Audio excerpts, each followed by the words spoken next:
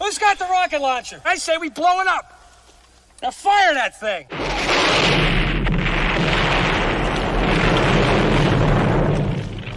It's for the city of sports, playing with a giant Nick. With my man S. Dot God. That's him. You feel the vibe? That's me. We going live. That's us. That like button shared, you been subscribed. Stadium. That MetLife, Big Blue, home of the Braves. Yeah. That turnpike, you can see that's where the game's played. NFL one day, then it's the NBA. Madison Square Garden, that's where the Knicks play. This that NY Logan, no it don't get broken. Legalized mean this shit smoking. I'm on topic, dropping another episode. The game winner, trade, maybe a field goal. Everybody right now doing the wave. You tune in the show called TheMan-Cave. I see the chat, they always doing their thing. Big views, 85 inch screen. The game's on, you rush and bleed. Remain calm, you on the road and chill. To the watch along, the show's on. The host, you know it's S-God. It's no telling the panel filled with guest stars. You're now rocking with the voice, you know what it is. It's your boy J Boogie. You're now rocking with my man S-God. I support him to the fullest, you heard? My man Mike Blaze. This is Alter Production. What that mean? We about to alter everything that's playing. Tune in. My man S.God. Support the show. Subscribe, share it. Most importantly, hit that like button. What's good? What's good? Salute Giants Nation. Salute Big Blue.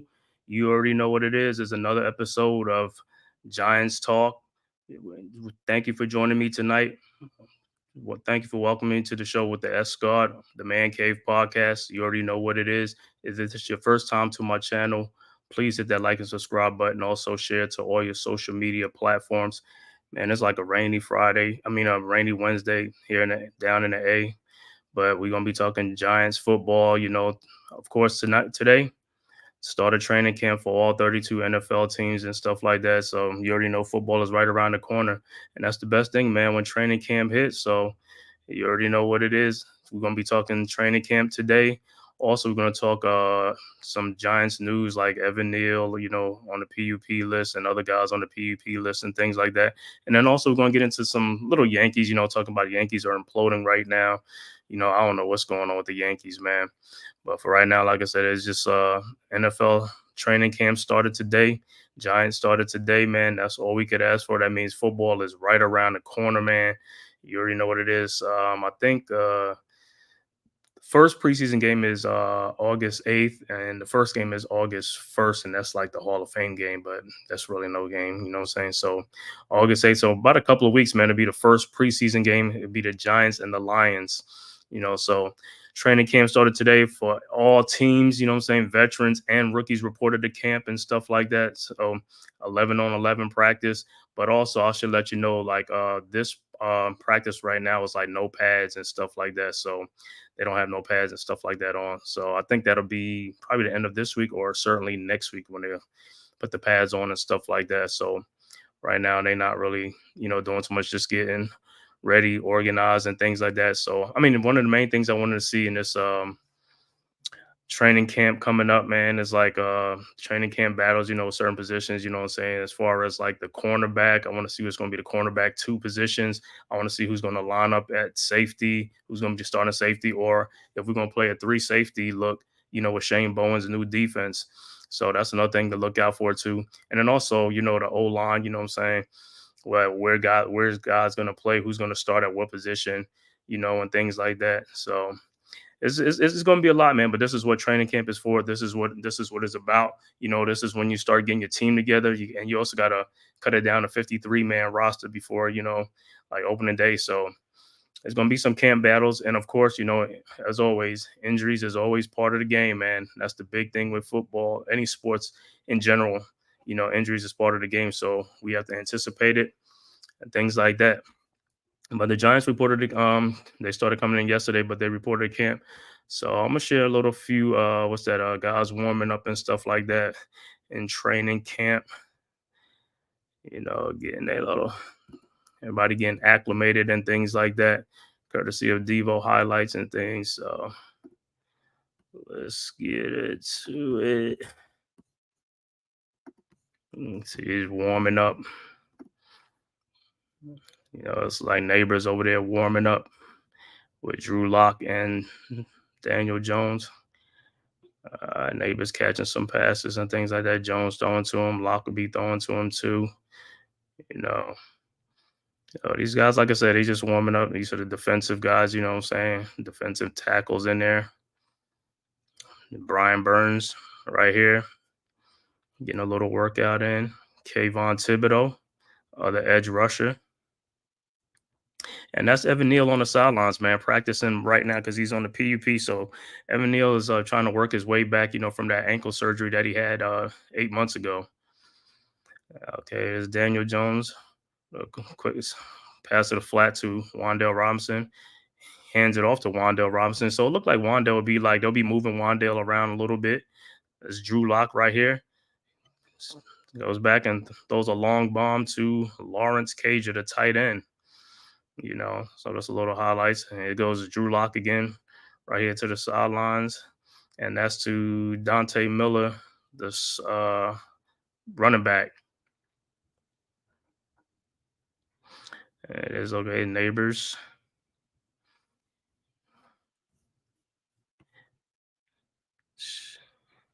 That's a little highlight. Daniel Jones rolling out, finding Slayton toe tap right over there. It's Jones again. Look like it's a fake handoff.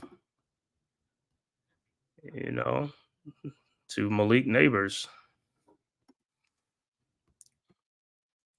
So, like I said, you get the little gist of it and stuff like that in training camp. Like I said, this is the first training camp. So, of course, guys are getting just getting acclimated to it and stuff like that. Not trying to do too much in the first training camp, So, just like getting ready to get back into game shape. They had like OTAs about a month ago, but that was voluntary, you know what I'm saying? For the most part, some guys was there and stuff like that. But now this is the one that is mandatory. So, these guys are here ready to start the football season. Like I said, they only got a couple of weeks before the first preseason game, which is the Lions. And this year, like I said, they have 3 preseason games. So I'm thinking, the dress rehearsal will definitely be the last game of the season. It'll be the 3rd game. The first 2 games will be like, just filling it out and stuff like this. Daniel Jones, he may get some, what you call it, what I'm saying, to see how that knee is and stuff like that, even though they say he's a healthy go. But you know how it is sometimes, they say that, but he's not really ready yet. But he looks good. Like I said, he looks good on there and stuff like that. And I'm gonna show you some other highlights and things like that. Let's see. But like I said, for the most part, he should be ready to go.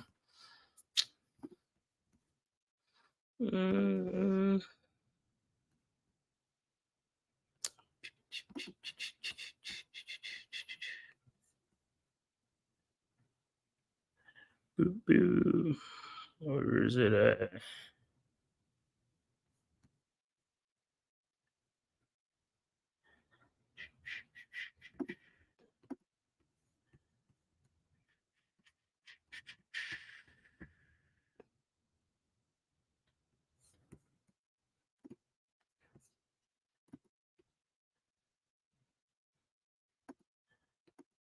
Like I said,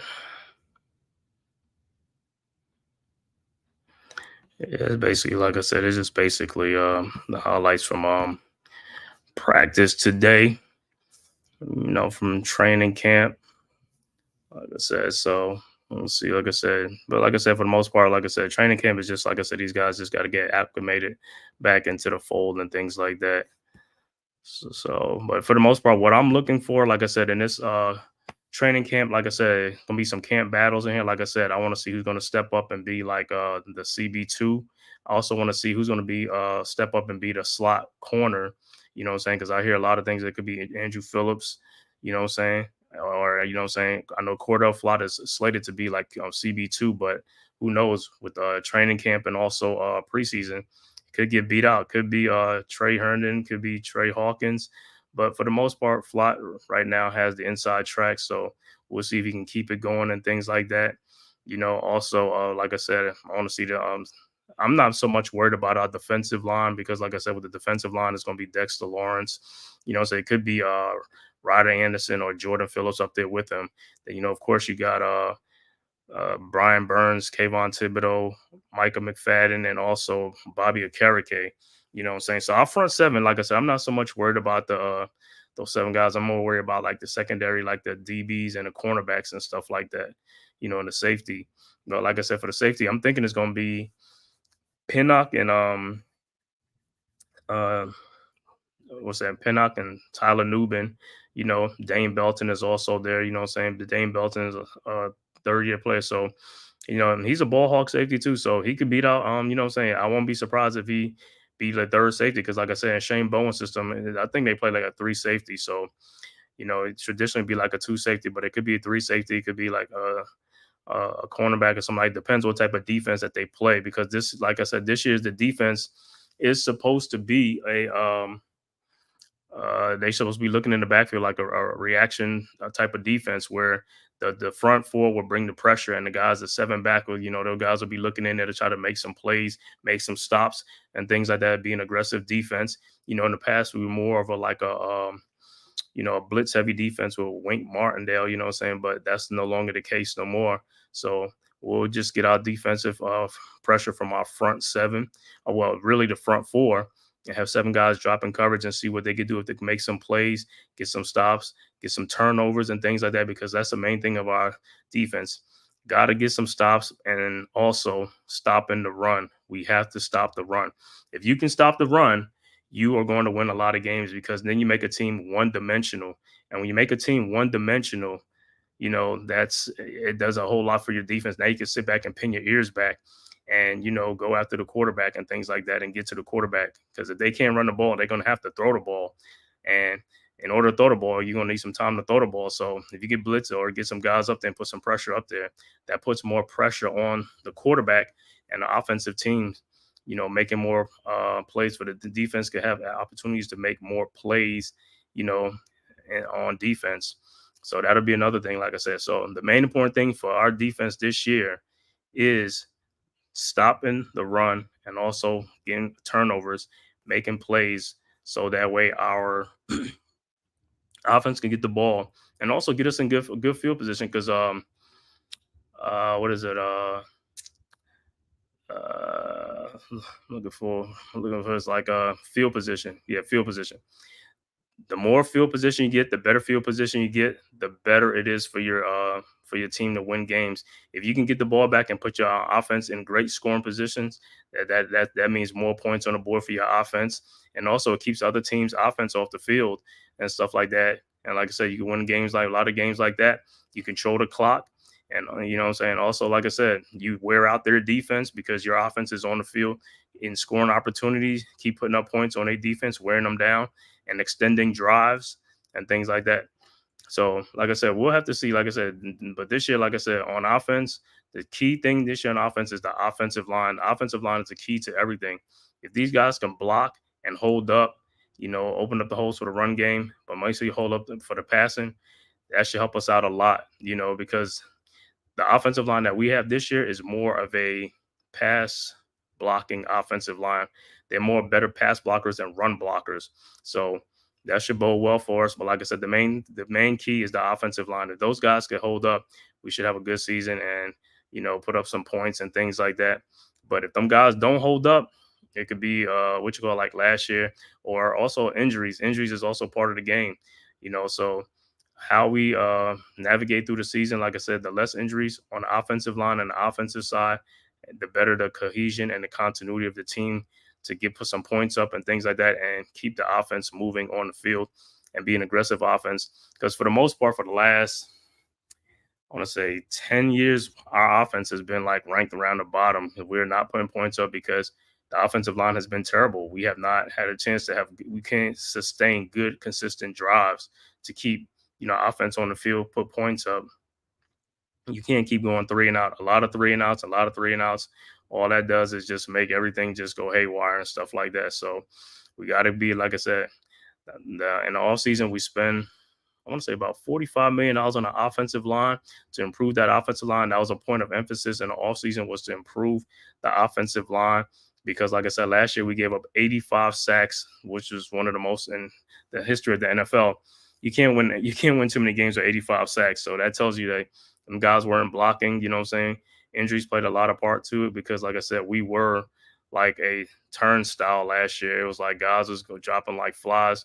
I mean, we was putting a makeshift line out there on the offensive line, like every game and stuff like that. We had guys off the practice squad on the offensive line. You know, that's how bad, that's how beat up we and decimated we were.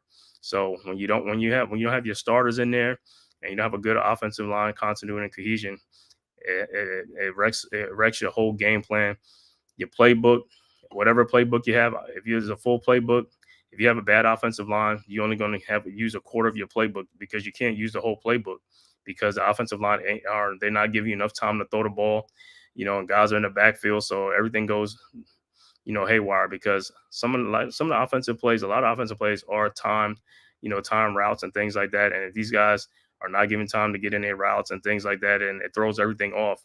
And when it throws it off, then it's like your offense just goes in the toilet. You know what I'm saying? So that's what I say. Point of emphasis, like training camp this year, like I said, main thing is to get the offensive line going. Yeah. What was that? El Capitan was good. Was good, Rob. Thanks for tuning in, man. Just talking a little Giants training camp and stuff like that, man. First day of training camp, you know how it is. I was like, we can't even get through a training camp without a little injury and stuff like that, man. But you know, hey, that's the nature of the beast. That's the nature of the beast, man.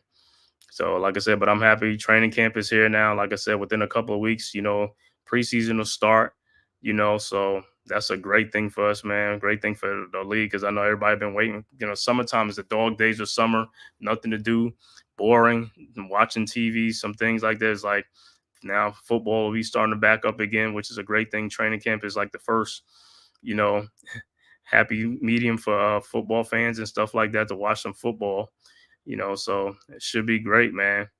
I can't wait. Like I said, all NFL teams reported to training camp today. You know, I know there's going to be some holdouts and things like that around the league and stuff like that. Injuries is going to be part of the, you know, part of the game and stuff like that. So, you know, and with us, like I said, we can't even get through one without going through that too. You know, with injuries and stuff like that. And so far for us, for the injuries, let me see. So far for us, like I said, with training camp, like I said, everybody's here today.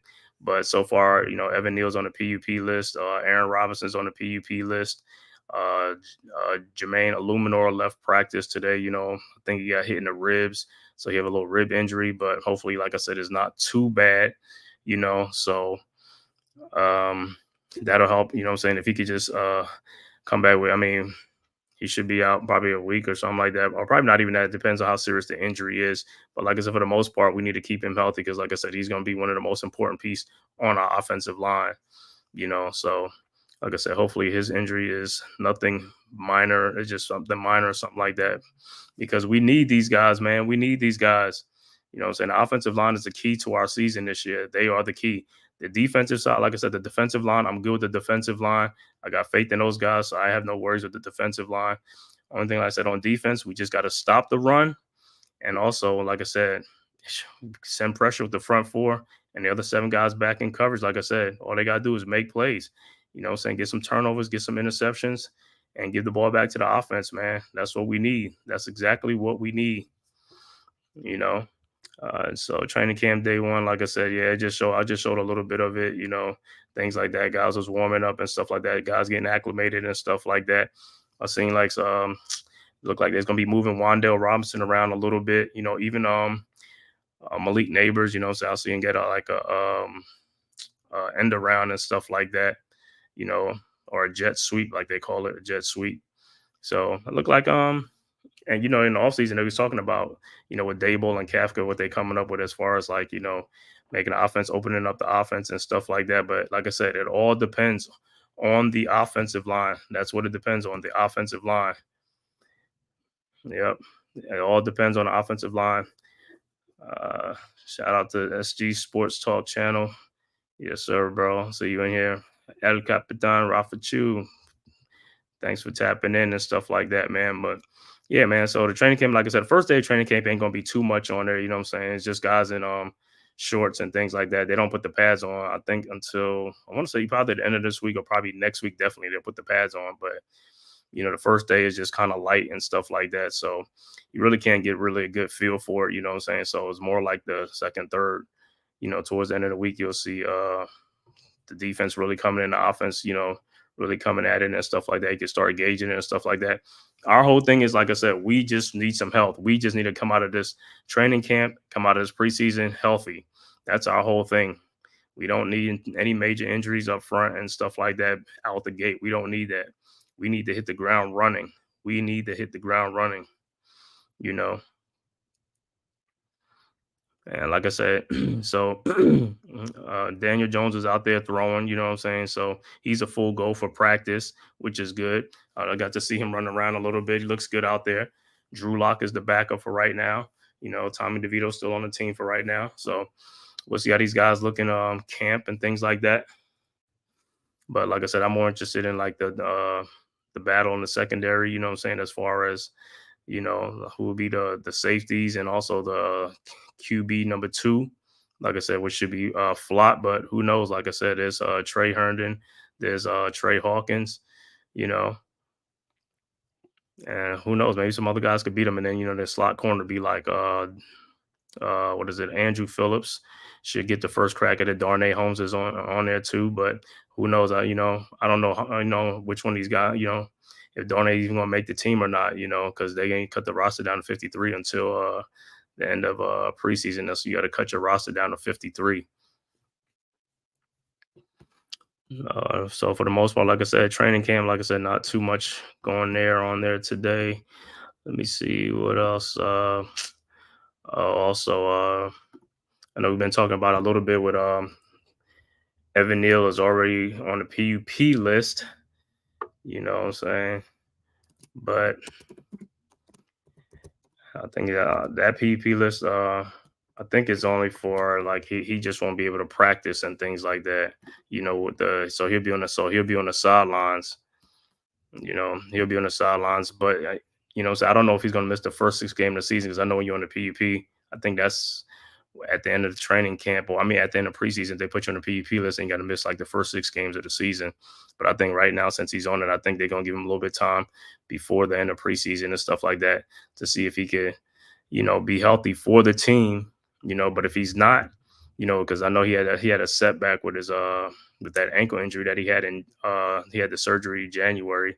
So I thought it was going to be healed up by now and he'd be a go. But so far, it doesn't look that way. So they'll give him a little time to get himself together and stuff like that and see what happens, man.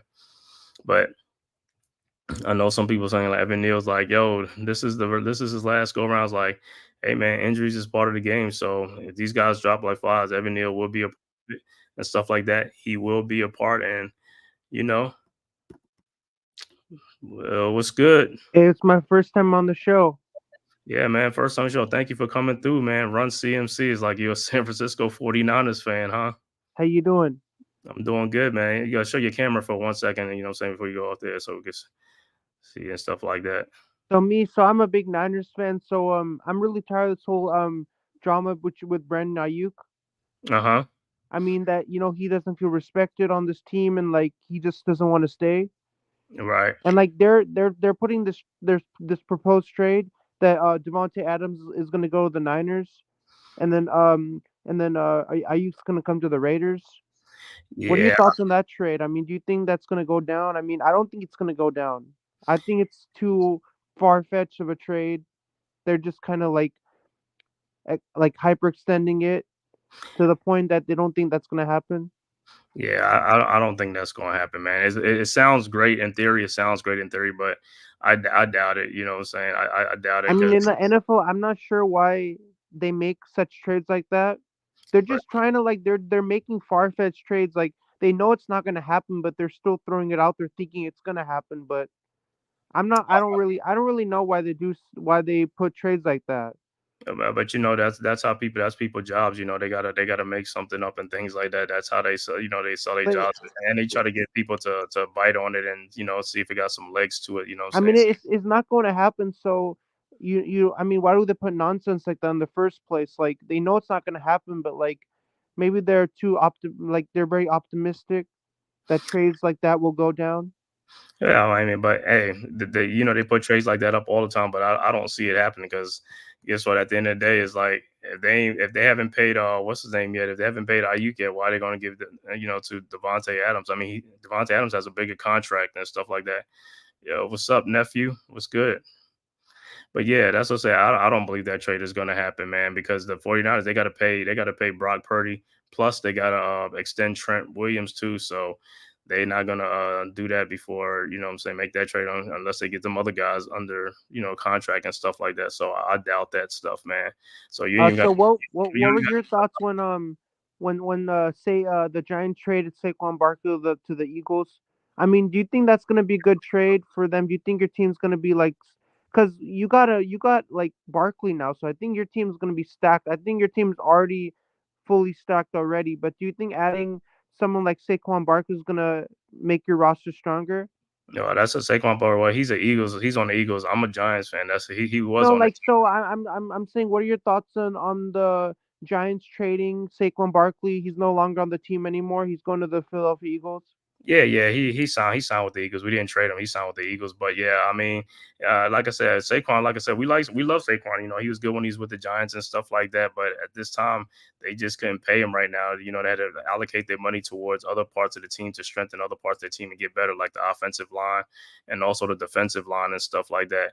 And he goes over to the Eagles, and it should be a good pickup for the Eagles and stuff like that. That's a luxury thing for them. What I'm saying, as far as us, our team was not we're not one or two pieces away from that, so we're rebuilding our team. So we have to allocate our money towards other parts of the team. It's a big loss. It's a big loss, but guess what? I mean, we'll survive. You know what I'm saying? We signed Devin Singletary.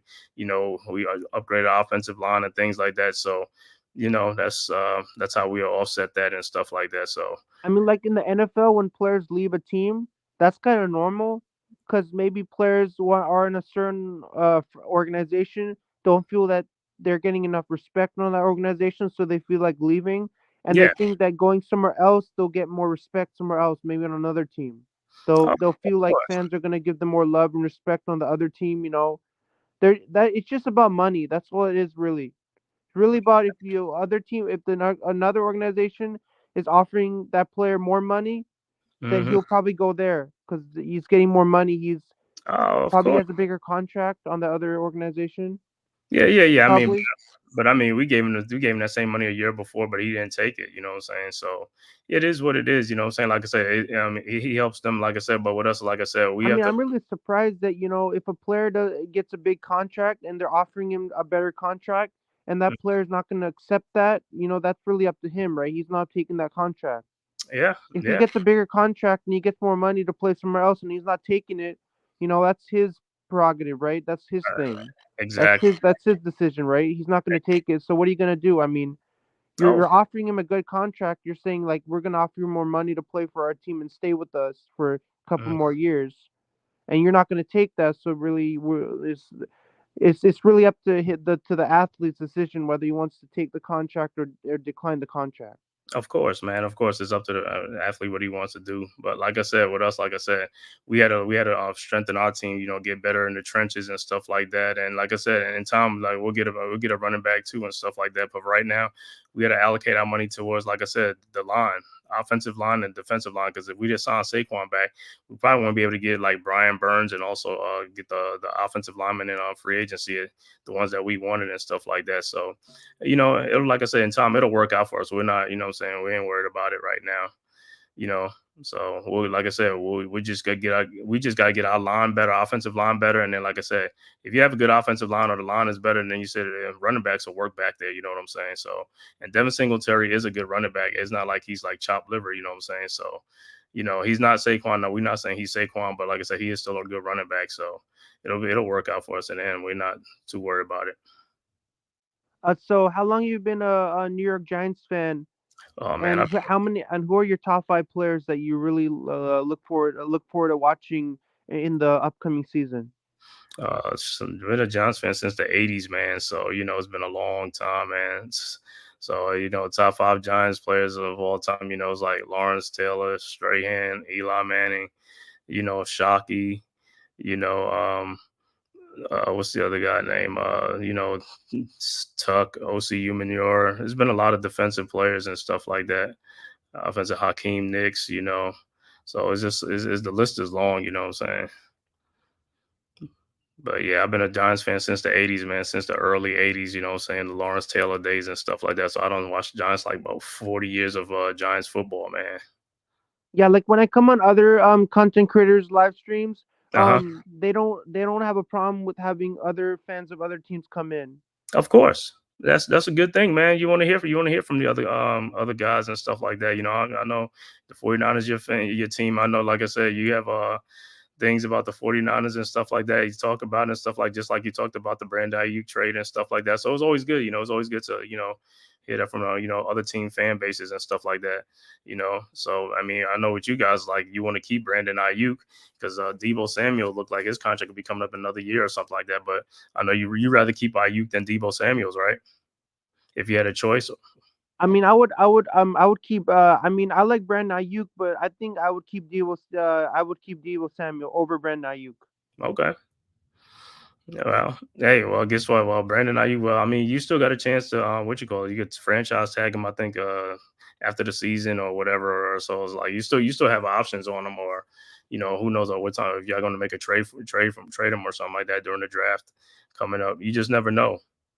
Or hey, sometimes y'all end up giving him the money. Like sometimes they do most of their deals like this time right now. During training camp. Yeah, the 49ers also have a stacked roster, man. We got Brock Purdy, we got Christian McCaffrey, George Kittle. I'm hoping we add more to our roster, make it stronger, because we have a lot of players already. But if I won't have a problem us getting more, right? Because as if you can make the roster stronger, I don't have an issue with that. Of course, that's but As that's strong of the as strong you can make the roster can be, that's better because you have all these, players that can be added to the roster. Mm-hmm. You're right. You're right about that. You're right about that. That's why you got to strengthen your team. And see, when your team is weak or your team is not talented, you have to keep getting more talent on your team. And that's what I'm saying. You have to allocate your money towards that. You know what I'm saying? So that's how you got to build your team up the right way and things like that. I mean, we're not one or two players away. So it's like we're going to keep adding pieces and keep adding pieces until we finally get that team, the talent level up there. Then you can, like, just like how the 49ers, you know what I'm saying? Y'all guys build up that team, you built it up. I mean, Christian McCaffrey made the cover of Madden NFL 25, and I Hmm. asked some of my friends about him being the cover athlete, and some people agreed with it, and some people disagree with it. They said that it should have been Brock Purdy on the cover because Christian McCaffrey and Brock Purdy were the two finalists to make the cover, Hmm. and then Christian McCaffrey over Brock Purdy to make the cover. Yeah, Christian McCaffrey, he's a dynamic player, man. He's a great player. Brock Purdy had a great season with the 49ers too. So I mean, you can't go wrong with either one. But if CMC made it, that's fine. Next year, so next time Brock might make it the next year. So it works out better. You can't be too mad. You had two great choices, right? You had Brock Purdy and Christian McCaffrey to make the cover. Hmm. And like I and said, and everybody and I mean, like I as a 49 fan, I was really hoping that Brock Purdy would make the cover, hmm but Christian McCaffrey is having a phenomenal season, so I think there's a reason why they went with him over Brock Purdy to make the cover. of course, yeah, of course. Like I said, hey, next year it might be the other way around. Like I said, they were two great choices, so you couldn't be mad with either one, or they couldn't be mad with either one. So it worked out. Either way, one of them was going to be on the cover. You know, So how many games do you think the New York Giants are going to win next season? Like, do you have a number, or you're kind of like you're throwing out you probably throw a number out there? nah, I mean, like I said, looking at the Giants' schedule, like I said, I know Wishko has us winning like 6 games or something like that, but I could easily see the Giants winning 9 games. Depend on that offensive line. We just gotta hope the offensive line can block and hold up and stuff like that. So that's been our main problem is the offensive line, not so much the defense and things like that. And plus, our quarterback is coming off an ACL injury, so that's another thing too. So hopefully he's healthy and he's ready to go. But like I said, we just got to protect him and stuff like that. And if we do, like I said, I expect about 9 wins, at least 9 wins. I mean, are the New York Giants, are they better on offense or defense? Like, do they play Nah, better on offense or defense? right now they're better defensive team, better on the defensive side. The offensive side got to get better and stuff like that. That's why you got to upgrade the offensive line and see if the offensive line can finally get it together. Because if the offensive line is not good or they still ain't it, it's not gonna. It's we're not gonna do too good on offense. The defensive side, we're more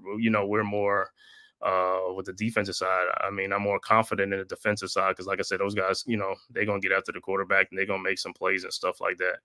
So right now, our whole thing is the offensive side. That's what we got to look at, the offensive side. If them guys can pick up their play and if they upgrade the offensive line and they play better, yeah, we should be better. So right now, for your question, I have more and more confidence in the defensive side of the ball until the offensive side shows us, this season coming up what they can do. So how often do you go live? Like, do you go live every twice a week, three times a Yeah, week? Like, yeah. you rarely go live, or you just kind of like, is it impromptu live? Like, you just like, I'm going live today. No, no, no. It goes try to go at least about 2 times a week and stuff like that. But right now it's like the dog days of summer, but it's going to pick back up when the season starts. Just like training camp is starting now, and then preseason games, and then the NFL season kicks off, and then basketball be back too. So yeah, it'll pick back up. But we gotta go live. Uh, what what are your thoughts on Giants training camp? So it's day one of Giants training camp. Do you know Yes, how well it's gonna go? Cause there's more days for training camp still. There's yeah, day two of training camp, day three of training camp, day four of training camp. yeah. Yeah, like I So said. how well do you think it's gonna go? I mean, like I said, it picks up, and the more days ago, it picks up more because, like I said, the first day is no pads. Like I said, probably be no pads tomorrow, but then once they start putting the pads on, that's when it starts picking up the play. You know what I'm saying? So, but like I said, they should put on pads. I think by this week, either this week or definitely, I know it's definitely gonna be next week. They're gonna have the pads on and stuff like that. So that's when you really gonna get to see, like, the team and stuff like that. When they put the pads on. You know, and like I How said. many New York Giants games do you plan on attending this season? Next season? This season, most probably two. I'm going to definitely going up to the ones up to Jersey, Jersey, and then here when they come here, because I'm in Atlanta, so when they play the Falcons, so it'll definitely be 2 games. On Madden 24, do you think that when you play games at MetLife Stadium on the video game, do you think it's realistic? Do you think it's pretty? Do you think they do a pretty good job of making it realistic when They you they try play to the make game? yeah, they try to make it realistic, but it's not. They just have you just have to play the game. It's not. It's just a copy of what they think is going to happen, but that doesn't mean it's going to always turn out that way. So, no, I don't I look at mean, it. that's like when when the video game creators from Madden 25 were making the game, they were trying to make the gameplay highly realistic when you're playing the game and you're playing in MetLife Stadium. Of course, of course. Yeah, I know what you're saying as far as the team weather-wise, things like that, all that stuff. And yeah, but yeah, I really don't. You can't go for that. You got to go by the real game. On paper, everything looks good on paper. But yeah, but I've seen the Madden simulation games, and they do look realistic and stuff like that. I love playing man simulation games because I think their objective is making sure you feel like you're there. That's what they're trying to kind of get from the game, making sure you're actually in the stadium watching the game and with the fans in the crowd cheering the team on. I Hmm. think that's what the creators of EA were trying to come up with, Right. making you feel like you're actually inside the stadium and kind Of of creating that game day atmosphere for all the fans. of course, of course. But like I said, so you go through a lot of you going for a lot of 49ers broadcasts and things like that. I try to do a lot of 49er live streams, but I also do like Warriors, Sharks, all the various sports teams. I try and cover every all of those teams. Oh, okay. So you got that's your channel, your Run CMC channel. What is it? SG Sports Talk channel.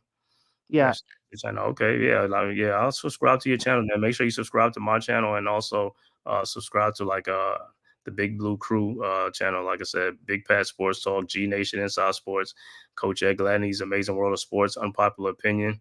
Sports, and also Wales to New Jersey, Mids in the midday. So yeah, if you see me, or you'll see us on like the Big Blue Crew network and stuff like that. So you'll probably find me on some other channels too and stuff like that.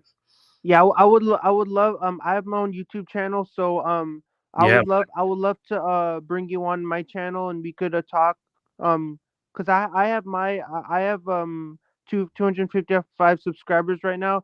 So it will be kind of fun for me to have a live stream and have you come on my channel, so you know people can I can get some subs on my channel too, and you can get some subs on your channel as well. of course, man. Always, no problem, man. Just like I said, just shoot me a email, a text, or something like that on here and stuff like that. Yeah, no problem, bro. Cause on my channel, I'm trying to get I'm trying to get different guests on my channel, Mm-hmm. and get some you know some publicity for my channel so people can come and check my channel out, see all my Okay. content that I make, and then give me a like and a follow. Of course, man. Same. Yeah, that's what we all on here doing, man. You know what I'm saying? Just making our content, like, share, and subscribe, on social media platforms and stuff. I know I'm very busy and I try and make as much content as possible, Of but course. some days I'm not able to make as much content, which I don't feel great about that because I want to make as much content as I can. Mm-hmm. But some days I just have too much stuff going on and I can't make that much content. Oh, okay. Yeah, that's fine, So man. I try and make as much as I can. I try and do like maybe 2 to 3 live streams a week. Okay, yeah, man. That's great, man. I mean, how long you been doing it? I not that long, but I just started. But I'm trying to get up there somehow. I'm trying to get up there. Hey, man, just keep grinding, man. But like I said, I mean, I thank you for coming through, man. You know what I'm saying? You're always welcome to come back on here, whenever, say you see me live or something like that, or if you catch me on some other stream or something like that, if you in the chat and stuff like that, man. Like I said, just make sure you comment and stuff like so that way you in there. So uh I mean I love it's my first time on the show and I really like coming on. I try and come on to different people's live streams Yeah. because it's kind of like I love you know different people talking to different content creators. Yeah, of course, man. I know, like I said, it's like you got a lot of confidence and stuff like that. Because some people just be in the chat and stuff like that. But like I said, you come on the show, you want to talk and speak your opinion. You know what I'm saying? Especially if it's an open platform and things like that we always have and stuff like that. So yeah, you're always welcome, man. It's like, long as the chat, I mean, the link is in the chats, man. You can just hit it and come on, man. Like I said, some people don't, but if you do, that's fine. And like I said, yeah, we'll subscribe to your channel and see, what I'm saying, if you're doing something or something like that, man.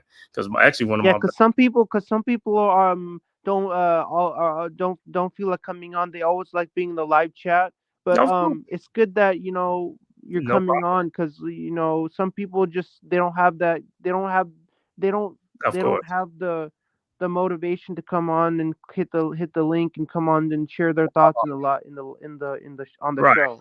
right. I mean, but like I said, some people be busy. They could be at work. They could be doing things. So I never know what they're doing. As long as they in the chat, I'm fine with it. As long as they on there engaging and talking, that's fine. So you need people to be in the chats and stuff like that. So it's fine. You know, but like I said, yeah. So, but I'll be looking out for you, man. So I'll subscribe to your channel and stuff like that, man. So because so one of my friends, he's a 49ers fan, so I'm pretty sure and he looks at different podcasts and things like that. So I'll definitely tell him check your stuff out, man. All right, but thanks for coming through. And I'm also and also think about doing some I do also some live streams on my PlayStation 5. I just do a go live and I just do some simulation games and stuff like that. So um but you know it's such an honor to have me on your show. Um you know I love talking to you and all the content creators out there. Hmm. But I hope you have a great rest of your day. All right, you too, man. Thanks for coming on. And like I See ya. said, I'll definitely check you out. All right, thanks. What's good, Coach? Yeah, what's up, man? Just real busy, man. Oh, So I I'm know, not bro. even at my computer, man. So it's just like, I know, man. It's like, yo, it's raining. It's raining out here down in the A, man. But hey, it's a rainy day. It's cool, man. Like I said, we just talking Giants training camp, man. Like I said, already aluminum already hurt. yeah, I know. I know. I saw. I posted a picture, and Dexter caught him with the elbow into the ribs. So I mean, hey, it happens, man. It happens. It happens, man. And like I said, so today's the first day, what I'm saying, without pads on. So I'm not. When did they put the pads on? Is it the end of the week or next? I know it's definitely by next week. I think it's by next week. I'm not really sure how Yeah, long. they put the pads on because I think I want to say next week is joint practice. It got to be joint practice. Okay. Because their first preseason game is the 8th.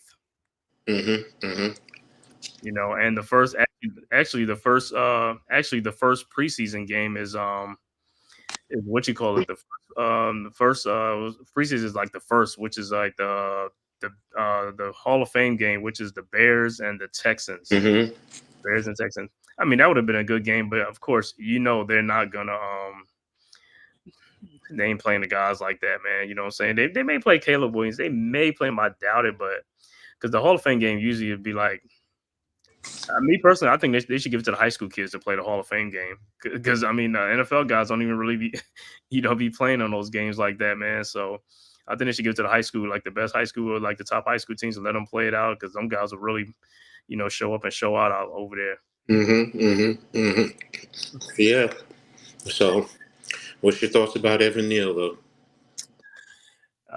Evan Neal, and like I said, I told you, Evan Neal is going to play this year. I know some people say his career is over. It's not over because, like I said, injuries is part of the game. That's the whole thing. The offensive line, you're always going to have somebody going down or something like that. So we're going to need him to play, man. Like I said, his whole thing is, like I said, he just got to he got to be ready over there and stuff like that. You know what I'm saying? He has to be ready, to play and stuff like that. When he comes back, because I think when you're on that PUP list, and training camp, I think it's only for training camp and probably preseason where you're not supposed to practice or with the team or something like that. But I don't think you missed the first 6 games. I think that's after preseason. If they put you on the PUP list, then you're out for the first 6 games, I think. Got you. Yeah, it's a little bit of confusion with that. So, it's hard for me to defend because I've been always a strong supporter of his, and it's like, oh, man. Come on, Evan, I need you back. So I just want to see him working with Carmen Priscilla if he could help him. That's all I want to see him. Like, just give him that chance first to see if he can work with him, and then I just want to see, because like I said, when you have like a offensive line coach who's wasn't really a good coach, you know what I'm saying, but I'd rather see with a guy who has like a little track record. Let me see what he can do with you, and if he could do something with you, then I'm cool with it, because there's guys that's getting bad training and stuff like that. I'd rather you get good training, and then I can see if you really can do it. But if you can't do it, then I know it is. Yeah, you know what I'm saying. So I just want to give him that one opportunity, and I think he'll get that shot, man. Because like I said, something's gonna happen. We don't want it to happen. Trust me, we don't want it to happen. But it's reality. You know what I'm saying. That's the nature of the game. Andrew Thomas said it. That's the nature. That's the business we're in. That's the reality of it. Exactly. It is the reality. It is the business. So. Hopefully, like you said, he can come back, get the proper training, and show his wear. So because, I mean, you've always heard me say, I see talent there. Of course. If you get the right coach, he's going to bring it out, and he goes somewhere, and then, he's playing at a all-pro level, then everyone's going to be bitching and complaining, oh, you gave up too early and all this. Right. You know how it goes, man. But like I said, and before, like I said, if you don't do that right tackle, put him at guard. Let me see what he can do at guard before, if you decide to move on. But you know what I'm saying? Don't just like leave him right tackle and he ain't make it, be like, yo, you're done. You know what I'm saying? It's like, at least do that. But like I said, in football, the offensive linemen, what is their injuries they get all the time? People roll up on them. They get rolled up on. They get rolled up on, and next thing you know, the guy's out of the game and stuff like that until you go look at the replay. Be like, how did he get hurt? And then you see, be like, oh my God. And if they bring that card out, that's the worst thing. Once you see the card, you already know what's happening. Exactly. And it was like that today when, Illuminor got hurt. I had to slow it down to take a look, and that's when I saw Dexter went right into him with the elbow. I was like, oh, okay. Been there, done that, felt that before in college. So, going forward, he'll have his rib pads on and he'll be well protected. So, yeah, because they didn't have no pads on. So, yeah, but you're right. In If they did have the pads on, that wouldn't even hurt him. Exactly. Stuff like that happens all the time. They get run into, the blocking schemes or, the defensive line stunts. You attack a certain player, you hit him in the ribs. I mean, that's what you're supposed to do, because if they don't have the padding, exactly what happened to Illuminor happens to most guys. Trust me. I've had it happen to me. So it's just the business. Yeah. I mean, it's almost like a quarterback when he's about to throw the ball and he's exposing his rib cage, and he gets popped in that section. It's like, it's over, man. You know what I'm saying? Exactly. You want to hit him right in the ribs because it's a tender spot. Glaber Torres just hit a home run. Okay, first in. Okay, Glaber. Okay. Well, yeah, the same thing like yesterday. He hit a home run yesterday. It started off, and that was it, though. Well, let's see if they can keep it up. Right. But yeah, like I said, the same thing with the quarterback, man. He exposed that rib cage, and he's throwing the ball, and he doesn't see that guy coming, and he just get the wind knocked out of him. I mean, that's like the worst injury, the rib cage injury and stuff like that, man. Yeah, it is. It's tough, and it again, the biggest thing is for the athlete, it hurts. If you get it good, it affects your breathing to a certain extent, your movement, twisting. So, it's look. Hopefully, it's nothing too serious. Hopefully, they don't come back and say it's worse than what we think. He's just got caught. He'll be out for a couple of days, and then he'll be back in, ready to go from there. Yeah, I'm thinking it's not too bad. You know what I'm saying? Hopefully, like I said, hopefully it's not broken. If it's broken, then it's like, yeah, he's gonna be out for a little bit. Yeah. Hopefully he just got the wind knocked out of him a little bit and stuff like that. Yeah, it's just wind out, bruised and sore, and rest, ice it up, do a little rehab, and then get back out there and let's get to work. Yeah, you know what I'm saying. And plus he had the when they get in pads, then he'll be protected with the pads on. And that'll help him a little bit too. Exactly. So, I mean, look, even when they go shells, you'll probably start seeing him with some type of rib padding protection going forward, just as a precursor. So, yeah, man. Like I said, so he's on the PUP, and Aaron Robinson too. Hopefully, like I said, I want to see this guy, man. I really hope this guy can. I mean, because he's been out of football for like 2 years, man. I mean, hopefully he should be healed, man. I'm just like, man, because like I said, he has all the measurables, the length, everything, and stuff like that. I really want to see what he can do. You know what I'm saying? Because I believe this defense right here, man, with these guys, the back seven looking in, that's you know what I'm saying. There's a lot of opportunities to make plays if the defensive front four can put up some pressure. You know what I'm saying, and do that and stop the run. If you can stop the run and make these guys a one-dimensional teams, and you can tee off on a quarterback, that's what you want to do. Exactly. So, we'll see what happens. So, like I said, day one, I mean, I'm not going too crazy over it like a lot of these other fans. I've seen people killing Daniel Jones already. That's why I didn't even talk about that when they took about it's like one throw. I'm like, one throw already. You already took about like, it's like, dude, that wasn't even an egregious throw. It was like he just lobbed the ball. I mean, look, I looked at the play. I broke it down. I'm like, first of all, Brian Burns came unimpeded. So, Daniel Jones took one step, turned, and lobbed it. And I just said it, look, if he took another step, maybe it changes the angle and he can probably get a better pass off. And, people are arguing down, Brian Burns could have done this and that. And I'm like, let's say you was on Twitter. You can't be on Twitter with that stuff. I mean, no. It wasn't a bad. It was a space. No, I know, but I'm just saying, even on Twitter, it's like the comments would start flooding under. Comments. I read all the other ones. I was like, Jesus Christ, you know what I'm saying? It's like it's only one play, but that's nothing. Ever since I've been watching the Giants, though, our screen game has been terrible, and I'm like, what is it with the offensive line? Like, I never see them going out, like getting ahead of the running back and paving a way, like blocking people out the way. I'm just seeing them running with their hands down. I'm like, bro, and then what happened when they run with their hands down? Our running back or whoever gets tackled. I'm like, bro, you got to push people out the way. You got to be looking for people. You know what I'm saying? You got to have looking for people with bad intentions to knock them out the way. So, you know what I'm saying? But I don't see them doing that. And that's why Well, sometimes, like I said, I don't think our screen game works. I also think it's a matter of your teachings. So, Right. that's ultimately what it boils down to. Do we have coaches who teach the good screen game, and what type of screen games?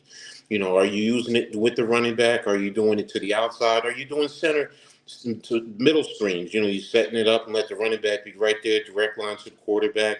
He just turns, gets the ball. Now you use the middle of the offensive line to go downfield to the second level. I mean, You're right. That's what I'm talking about. yeah, the way you run your screens, it's ineffective. So why are we not having good coaching to teach better screen game? Because that'll also curb any type of pressure that you receive. And You know, and and then I look at the offensive lineman, and he's looking back for the guys. Like, don't look back. You just run out there, run as fast as you can out there, and start moving people out the way. That guy's going. I mean, the running back or the receiver going to catch up to you. Don't worry about looking back for him. You need to knock out the DBs and plow them guys, man, and punish those guys.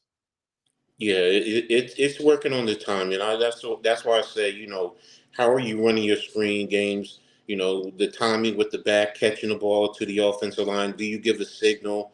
Do you yell fire? Do you yell, Peter? Whatever it is, whatever your code is to tell the offensive line to go, so that way they can get downfield. So yeah, and yeah, what type of coaching, the timing, but hey, hopefully Right. we'll get it down and get it together, and you know, you know, and be much more productive. So, and also it's the ability of the lineman too, because if you got some fat guys who just can't get downfield, then it makes no sense running the screen game. You Right. still need some type of athletic guys to get down there. So. I can get down the second line, get to the second line. But like I said, and I see other teams run, I'm like, man, that's an effective play. If you have the right, that's an effective play because those offensive linemen, I mean, they punish those DBs and whoever, man, I mean, they knock them out the way. I'd be like, man, look at that. They plowed them. Exactly. Exactly. So, we'll see. We'll definitely see. So. And then I'll see, like it says, as far as the secondary, as far as like the safeties, I think Bowen's gonna go to 3 safety at some points in the game. So, like I said, I'm thinking it's gonna be like Pinnock, what's his name, Newbin and Bullet. I mean, and Dane Belton. And I'm Well, thinking what about whatchamacallit too? Jalen Mills. No, you said Pinnock. You did. You said Pinnock, Belton, and Newbin. So. Yeah, or Jalen Mills, depending, because he's on the injury, something like that. For Yeah, right he's on the pup list too. I said it to NYG. I'm like, look, man, there's so many damn guys on this pup list, man. I mean, why? Everyone goes after Andrew. I mean, goes after Evan Neal. I'm like, well, what about the hate towards all these other guys, man? Where is it? So it's like but it is what it is. I get it. Nah, Fans. the guy they should go after is, I mean, if anybody's going to be Aaron Robinson, because Aaron Robinson has been like, he's like Halley's Comet. I mean, he comes around once every something. I haven't seen this guy around here, man. I'm like, and every time I look, it's like his name is still on the team. I was like, Aaron Robinson. He almost kind of remind me of what is that guy that we picked in the supplemental draft in the third, that third round, and he never really played for us. Oh, the one who, from yeah, West Michigan, he's from West Michigan, something.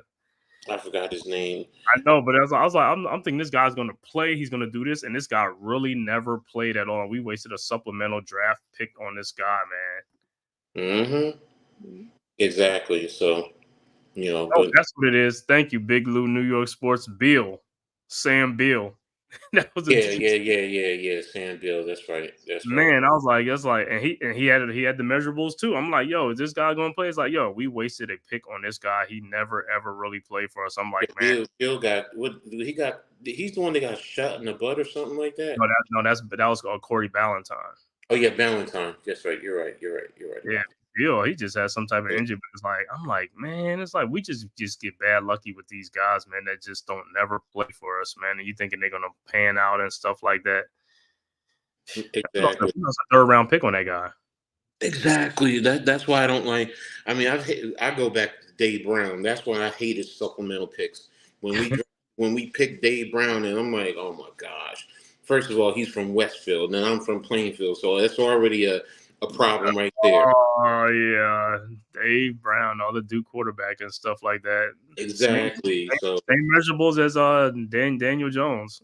yeah, but he's more DJ is more athletic than. Yeah, DJ is. But yeah, a lot of people say he's not though. You know what I'm saying? I'm like, yeah, okay. I mean, because you don't want to say it. Look, man. I mean, I don't get into all that other stuff, man. With some of these cakers, that's what I'm gonna call them, cakers. So they just want to hate. Go ahead. You're entitled to hate. So if it makes you happy, go ahead. Be whoever you want to be. But Shit, I'm gonna talk about my last topic because I know you gotta get your show, but it's like the Yankees. You good. Because I'm probably not, because I also know Pat has Oh, okay, yeah, okay, cool. Paul, I think he has Paul Dottino coming in or Schmelk. Oh, okay. He has either Schmelk or Dottino coming on tonight. So okay, cool. I'm like, it doesn't make sense for me to do my show tonight. So okay, cool, man. So I mean, yeah, we could just either talk about that or Yankees imploding and stuff like that. Because like, I'm just like, yo, these guys have lost 10. I mean, they have only won 10 of their last 31 games. I'm like, yo, what is going on with these guys, man? 10 of your last 31 games, and in a lot of these games, you're just losing with bad hitting, timely hitting, and fielding. There's a lot of fielding errors that's just going on. It's just crazy. Look, all I can say is when you look at the Yankees record, they're not far off. No, they're not.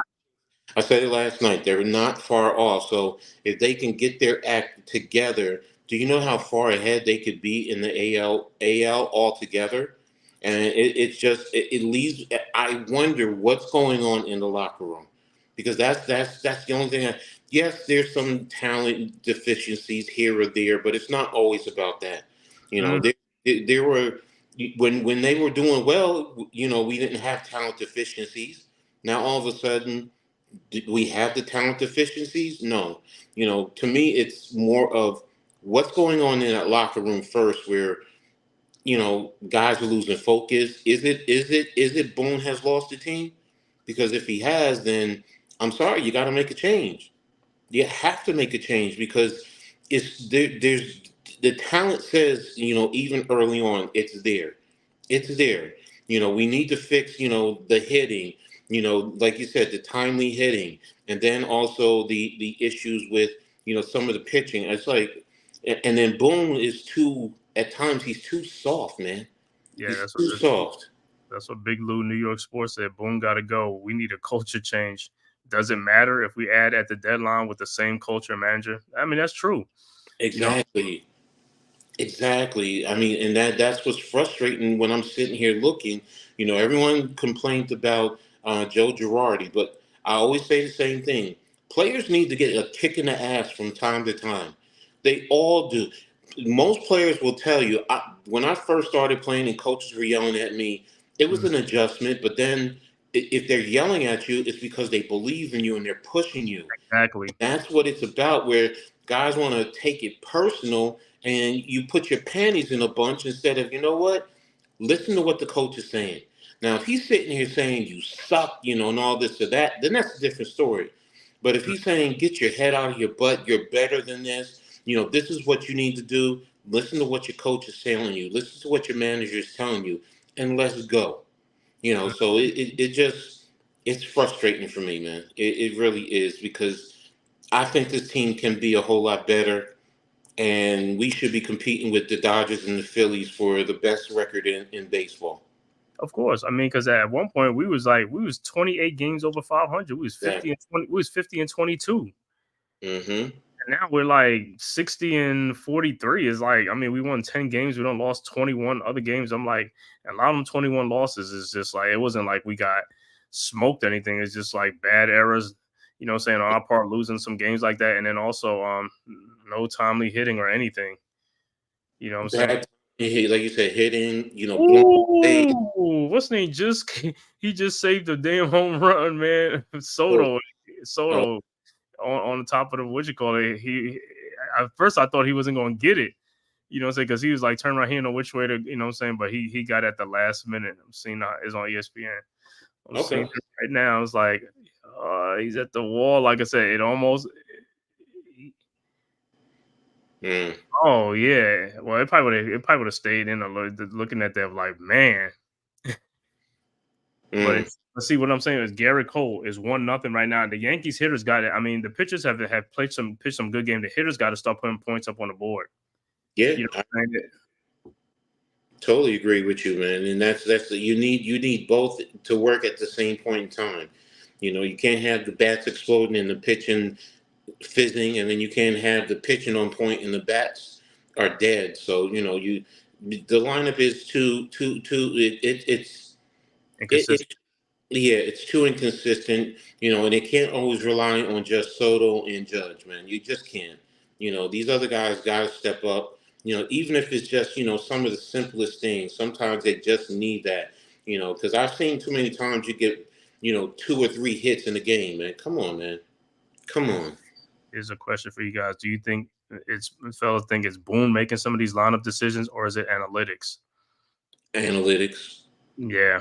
I hate analytics, and all I keep hearing is they base everything off the analytics, who the opposition's pitching, and then some of your key players in your lineup.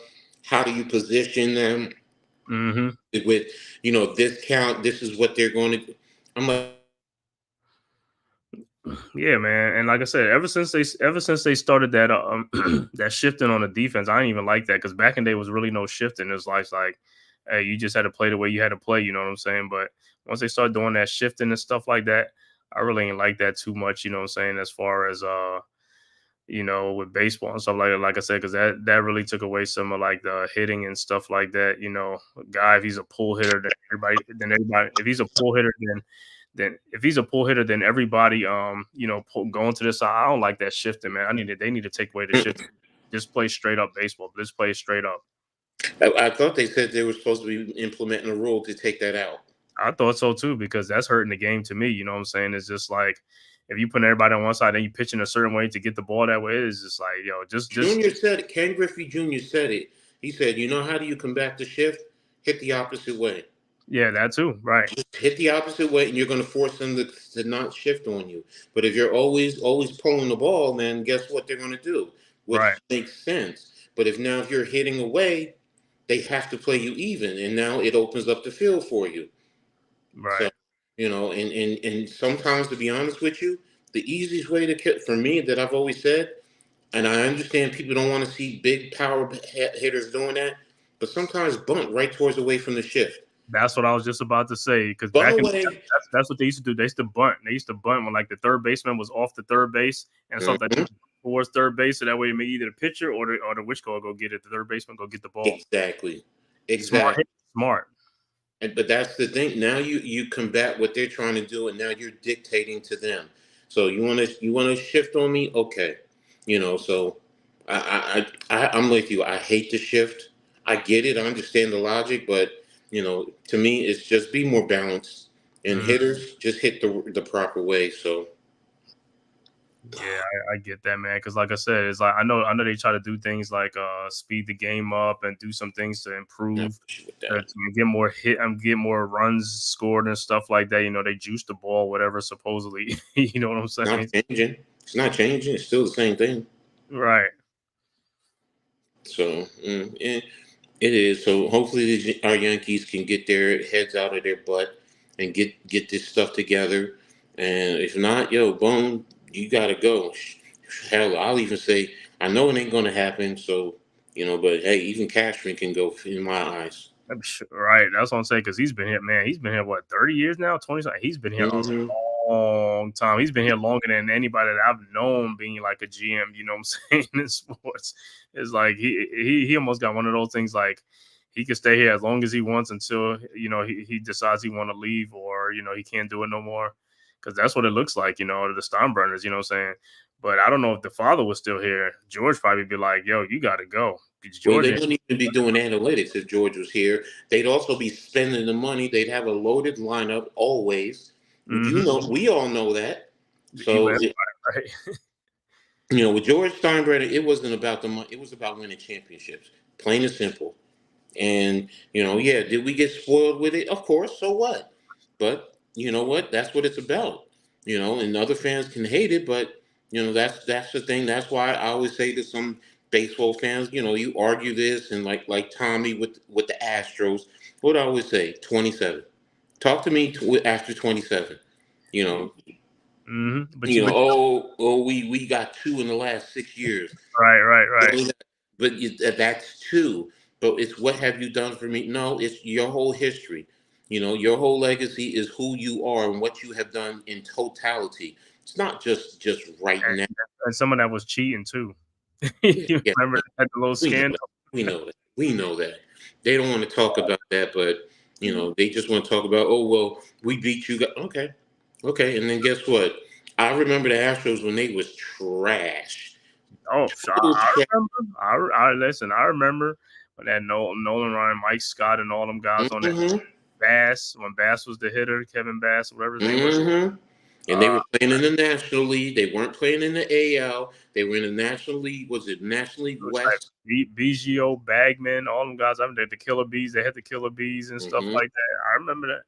They used to wear that multicolored stripe, orange, black, whatever. Yeah, I know with the star, Yeah, with the star, right? yeah. So it's like, look, I mean, okay, you got two championships. Somebody has to win. Somebody's always going to win. But you know what? If you look at the totality of an organization, we got 27. Nobody's even close to us. No one. Nope. So And guess what? It's never ever going to be like, ain't nobody ever going to touch it. Even in basketball, I mean, you got the 18 with the Celtics and the Lakers. I mean, they kind of close, but that 27, man, and that 27 was like, mm-hmm. I mean, it was like, what was that like? They covered like about 30 something years or 40. I mean, they won a lot of them within like 20 something of them within Yeah, that like they won a good percentage in the 20s and the 30s. Then there was there was something in the 40s. I think you picked up a little bit in the 50s, going into the 60s, and then it died down. right. No, you go in something in the 70s, and then it died down in the 80s. Right. Now we picked it back up in like the late 90s and stuff Mm-hmm. like that. And like I said, because Derek Jeter won 5. Exactly. So That's what I'm saying. It's like, look, the Yankees are, when they win chips, it's usually in a good percentage. Yes, '09 was the last one. I get it. But trust me, once we get going again, guess what? You know what? If we knock off 4, 5, 6 of them, then what? So it's like, all right, whatever. hey man, whenever we had Derek Jeter, I didn't even care, man. I was like, Jeter gonna find some way to do something. He gonna make some type of play. He gonna rally the troops. He gonna do something, man. It's just like it was almost like that magic moment. You just like it's gonna happen. The Yankees gonna make a comeback. It's gonna happen, man. Or he gonna make a spectacular play that's gonna be one for the ages. You know what I'm saying? So anyway, and then also when they talking about the Yankees used to, buy their way to championships. The last time I looked at it, when I used to look, I was like, every owner's a billionaire. All these guys can pay their players. Why are you acting like the Yankees the only one that can pay players? It's like all these guys who own teams, they're billionaires. You know what I'm saying? They could pay guys if they want to. They just didn't want to. They don't want to. They want to try and make money. That's really all it's about, somehow, some way. In the end. Steinbrenner was about winning. I keep saying it. He had his money. He just wanted to win championships. He was always going, and the Yankees brand is always going to bring in money. Period. Oh, of course. Bring money. I mean, you see Yankees things all over the globe. I mean, it don't matter what country you go to. The NY hat, the pinstripe, whatever. I mean, that brand, the Yankees brand was like Coca-Cola and all this type of whatever you want to say. Say it's one of the iconic brands in the whole world. People wear it. I mean, come on. You know what I'm saying? I mean, it looks nice. The pinstripes look nice. Exactly. It's classic. It's crisp. It's clean. It distinguishes this organization. So, so now that's the whole thing. So, but hey, y'all want to hate on the Yankees? Go ahead. 27. That's all I'm gonna keep saying. I don't want to hear, oh well, you wanted before integration, whatever. It's still a championship. It doesn't take away from the championships. So, and I know I always say, man, back in the day, man, like I said, the whatchamacallit had the best farm system, the best. They lost some in the Montreal Expos. I don't know who was the Expos farming team or whatever and stuff like that, but they had the talent. And their players have left their organization, went to all different organizations, spread out, and they became superstars everywhere else and stuff. They just cannot keep their players, man. And they were a great organization. The Montreal Expos is like Anybody could think about it, but like, yeah, they were part of the Expos. They came from the Expos. You know what I'm saying? Yeah, exactly. I mean, Pedro Martinez, was it Randy Johnson? Yeah, Randy Johnson, Yep. Larry Walker, Larry Walker. I mean, yeah, the they Big Cat, they were definitely an organization back in the day. So the Big Cat, Andres Galarragas. Andres Galarragas is like, you saw that help when you saw that hat on there with the 3 colors on it. You know, mhm, the Spos. mhm. What the Spos became the Nationals, right? Yeah, they Yeah. became the Nationals. They moved to DC and became the Nationals. So Yeah, but they got a rich tradition. And see, kids of today don't even know that. They just know that the Nationals and stuff. It's like, man, the Expos had a rich tradition. I mean, not to say they was winning games, but they had great talent. They had great talent. They'd have kept. They were able to keep all their talent. They would have won some World Series if they were able to keep their mhm, talent. But they just didn't want to pay those guys. Never wanted to pay them. Really, they just let everybody go. exactly. What was the other dude? Tim Raines, right? Tim Raines. Yeah, Tim Raines ended up with us, playing for us. Yeah, Tim Raines. Fred McGriff, who ended up with the Crime Mets. Dog. Yeah, so I mean, Yeah, what's the Hustle and Gary Free. Carter? Who? Gary Carter, who left then, what played with the Mets. Yep, Gary Carter. Yeah, it's just so many, man. It's just so many Mhm. names. You go back, you just be like, wow. It's like people look at the Washington Nationals like, oh, we only know Strasburg and Juan Soto. That's about it from the Nationals. And so Mhm. it's like, bro, if you look at their history where they originate, it's like, yo, you'd be surprised. Like they got a lot of guys in the Hall of Fame, and I don't know they went in as Expos, but they probably should have. But they have a lot of guys in the Hall of Fame from that organization. Exactly. Yeah, they do. They are well, like I said, they were a well-run organization, top to bottom. The only thing they didn't do is win World Series. There. So you know, Right. and I think they were going off. They didn't pay their guys. That's the only thing. They didn't pay them. They didn't want to keep them. They They didn't pay went them. all the way back. I think the Dodgers also, back in the 40s, they were Montreal was a farm team of the Dodgers. Oh yeah. I believe that's how it started before they became a franchise. So The Expos. Yeah, man. So the Expos, so the Montreal Expos and the Toronto, even the Toronto Blue Jays was some good. I mean, back in the 80s, there was a lot of good teams. When I used to watch baseballs like the Expos, the Blue Jays, the Baltimore's. Our division was baseball in general was just stacked. You know what I'm saying? It was parity, which was great. I mean, every mhm, team had some great players on it. You know what I'm saying? It was like our main rivals at that time back then was like, the Jays, the Blue Jays, you mhm. know, our division, the Blue Jays, the Orioles, Orioles, the Dead Sox. yeah, the Dead Sox, right? You I'm know, tired. Game is tied now. oh come on, Garrett. But see what I'm talking about is like it's a low score. It's a 1-1. You see the opposite. You see on the other side, who's the pitcher for the Mets? He's not like ace or something like. See, this is what I'm talking about. The Yankees, they need to be destroying Hmm.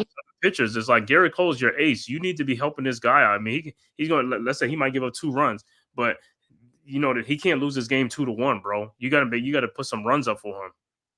Exactly. Get guys on base. Hmm? They need to get guys on base and start trying to manufacture runs and move guys over, do what they See, got to do. the Yankees don't do that. They don't manufacture runs. That's the lost art. I know. And that's the whole thing. Sometimes the hit and run can open up alleys for you to hit through. So What's good, bro? NYG, what's good, bro? what's up, bro? Yeah, we just talking low to the Yankees while the game is on, man. Yankees imploding and stuff like that, man. I hope that, like I said, I hope they don't. Come on, another hit. I mean, listen. I hope they don't waste Garrett Cole's effort, man. You know what I'm saying? Because I don't even know who the pitcher for the Mets. I don't even know who they is like it, but that guy should be getting destroyed right now.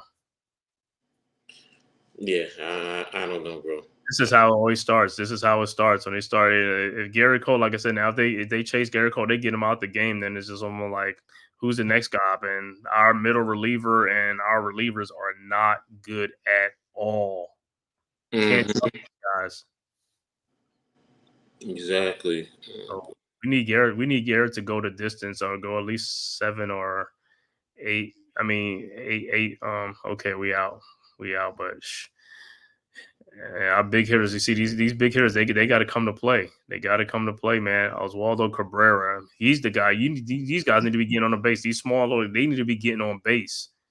We don't have the what you call it no more. What is the little guy that used to be on the Yankees that used to get on base a lot? Oh, man, it wasn't Brocious. It was Scott. No, No, what was it? Brocious. You had Wade Boggs back in the day. Yeah, those are the contact hitters. Yeah, well, Boggsy was a definite contact. Chuck Knobloch. Chuck Knobloch. That's what I'm talking about. Chuck Knobloch. He had that weird stance too with the high bat. Yeah. So, but that's what the Yankees in the past used to do. The little guys used to just get on base to get guys on base, and then big home run hitters come up. You know, back in the day when you had men on first and second with nobody out, he's like, oh yeah, we're gonna score a run because these guys move them over, and then we're gonna get a run. Nowadays, first and second means with no outs means it's probably gonna be a double play ball gonna get hit, a strike out and a double play ball. You know what I'm saying? Because they ain't trying to move the runner over.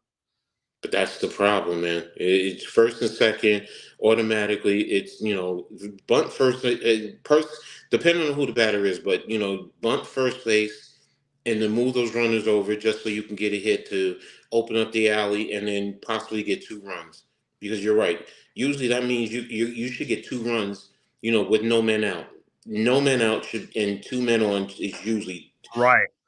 It's put pressure on the pitcher. You got to put pressure on the pitcher. Move those guys over and put them up the third and second. Put the pressure on the pitcher. But it's a lost art, especially with the Yankees. It's we want to hit home run. We want the velocity.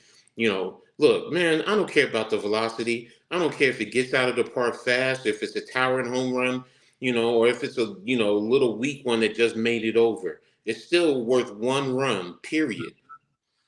Yeah, we got to stop with these little solo home runs. I need to see the 3-run home runs. If you get a lot of 3-run home runs, I'm good with those. You know what I'm saying? But the solo home runs is like 1 run. Yeah. All right, bro. Let me get ready to go because I had to start cleaning up here before I get into my little man cave itself. So I know, man. I'm about to end the stream too myself and stuff like that, man. I just came on just to talk a little bit of, Giants training camp and stuff like that, and Evan Neal on the PUP list and stuff like that, and what I expect to see like towards the end of the week and stuff like that, as far as like the camp battles and stuff like that when the pads go on and stuff like that. So we basically cover everything. We wrapped everything up, man. Coach, man, thanks for coming through. Like I said, just tell everybody where they can find you at, you know what I'm saying? It's Coach Ed Gladney's Amazing World of Sports on YouTube, and Sky's Papa 72 SKYS POPPA 72, and Don't Sweat the Technique on Instagram. Like Rakim says, don't sweat the technique. Right. And they know it, like the hip hop heads, they know what you're talking about. Mm-hmm. Exactly. So that's pretty much it. That's where I'll be. So, but I appreciate you having me, man. So always keep up the great work. And y'all make sure y'all hit that like button and always subscribe and share, his content, man. And hit that notification so you know when he puts stuff up, man. So. Yes, sir, man. Like I said, you can find me on my channel right here. You can find me on Twitter at TheMan-Cave _SGod. And like I said, I think Saturday I think I will come back on live and stuff like that, for the end of the week for the Giants training camp recap, for that, see how it goes. And hopefully, like I said, we can get unscathed without the injuries and stuff like that. So hopefully we can make it through the, injury free. I'll be happy with that. You know what I'm saying? And hopefully, like I said, we can start to see some things going on with these guys playing with the pads 11 on 11. Exactly. So like I said, I'll be back on probably Saturday, most likely Saturday. But like I said, I'll be on tonight. I'll be on like the Big Blue Crew and stuff like that. The network and stuff like that. Who's going to be on? Big Pat? It's going to be Big Pat. Yeah, I think it's Pat. He put it in the other chat. So I'll look at it and stuff. I'll pop on there and stuff like that. That's where we be at, man. So until next time, man, we see you guys, man. Peace. Who's got the rocket launcher? I say we blow it up. Now fire that thing.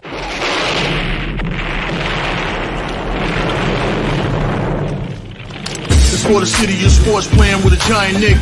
With my man S. God. That's him. You feel the vibe? That's me. We going live. That's us. That like button shared, you been subscribed. Stadium. That MetLife, Big Blue, home of the Braves. Yeah. That turnpike, you can see that's where the games play. NFL one day, then it's the NBA. Madison Square Garden, that's where the Knicks play. This that NY Logan, no it don't get broken. Legalized mean this shit smoking. I'm on topic, dropping another episode. The game winner, trade, maybe a field goal. Everybody right now doing the wave. You tune in the show called TheMan-Cave. I see the chat, they always doing their thing. Big views, 85 inch screen. The game's on, you rush and bleed. Remain calm, you on the road and chill. Do the watch along. The show's on, the host, you know it's S-God. It's no telling the panel filled with guest stars. You now rocking with the voice, you know what it is. It's your boy J Boogie. You now rocking with my man S-God. I support him to the fullest, you heard? My man Mike Blaze. This is also production. What that mean? We about to alter everything that's playing. Tune in. My man S-God TOD. Support the show. Subscribe, share it. Most importantly, hit that like button.